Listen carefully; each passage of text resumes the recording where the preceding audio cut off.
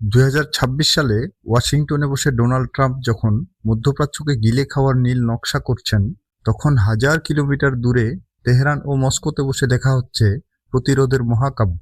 সাম্রাজ্যবাদের বিরুদ্ধে ইরান ও রাশিয়ার এই জোট কি পারবে আমেরিকাকে রুখে দিতে? বর্তমানে সবচেয়ে বিতর্কিত চুক্তি, যার নাম আব্রাহাম অ্যাকর্ডস 2, কেন এটি বর্তমানে বহুল আলোচিত বিষয়ে পরিণত হলো?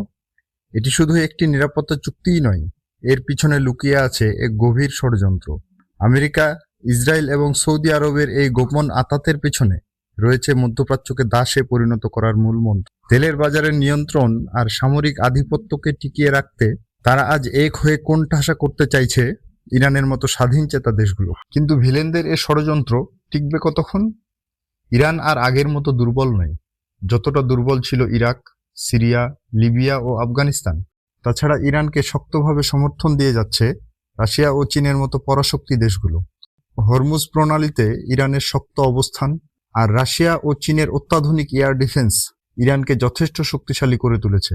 চীন ও রাশিয়ার কৌশল আর ইরানের বীরের মতো প্রতিরোধে পরাজয়ের দ্বারপ্রান্তে আমেরিকা ও ইসরায়েল। আমেরিকা যখন নিষেধাজ্ঞাকে অস্ত্র হিসেবে ব্যবহার করছে, রাশিয়া, চীন ও ইরানের মতো দেশগুলো গড়ে তুলেছে ডলারবিহীন অর্থব্যবস্থা। সৌদি আরবের তেলের দাম বাড়ানোর খেলা ব্যর্থ করছে ইরান রাশিয়া জোট। আজ গ্লোবাল সাউথের দেশগুলো বুঝতে পারছে তাদের স্বাধীনতা কার হাতে।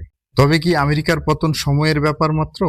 আমেরিকা ইসরায়েলের ষড়যন্ত্র নাকি পুতিন ও খামেনির প্রতিরোধ? কে জিতবে এই লড়াইয়ে? আপনার সাহসী মতামত জানিয়ে দিন আমাদের কমেন্ট বক্সে। সত্যের সন্ধানে চ্যানেলটি সাবস্ক্রাইব করে রাখুন। ধন্যবাদ।